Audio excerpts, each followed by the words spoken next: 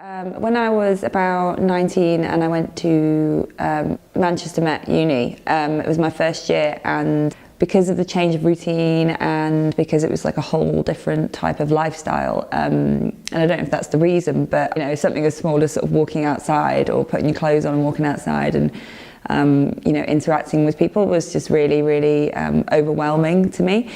I didn't really speak to anyone, really. I mean, it was evident that I twitched a lot, but it was totally to do with mental health, because I think like now, like I don't twitch, but I do obsessively check things before I go to bed.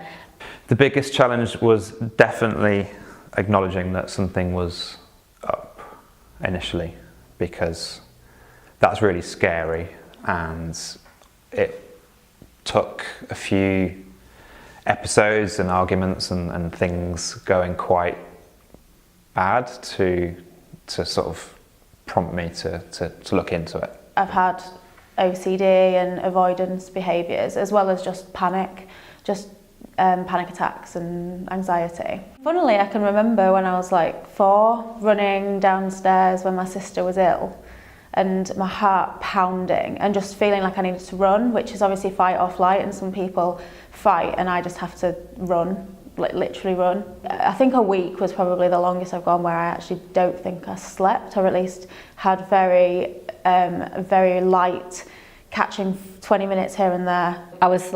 I was really obsessed about my grandparents being okay, and I used to really worry about them dying. That was the worst ever thing that could happen. So I'd even though I'm not remotely religious, I would totally pray all the time and that they'd be okay. And while I was in the middle of this prayer, I literally saw this old pink towel that we used to have, and so then I used to add pink towel to the end of every prayer.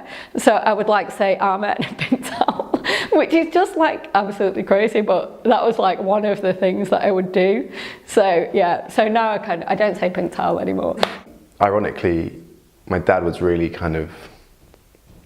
kind of pushed it away and didn't really recognise it until he then suffered with it and then acknowledged that it was actually something real.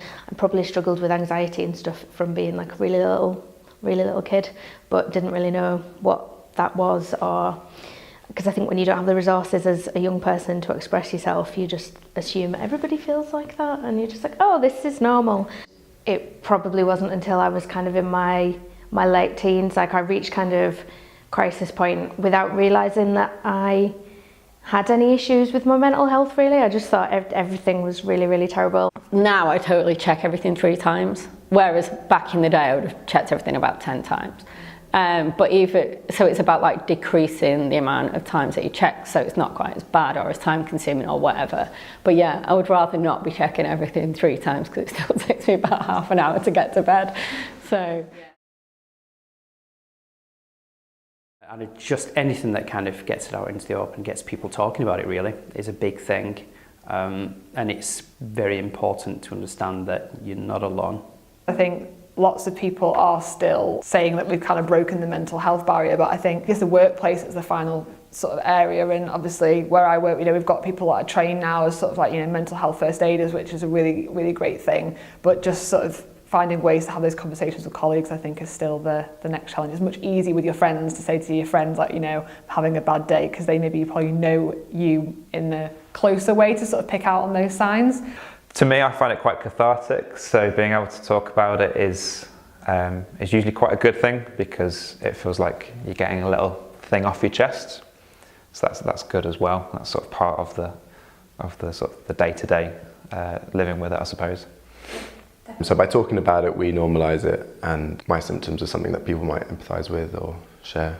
Makes people stronger, doesn't it? Absolutely.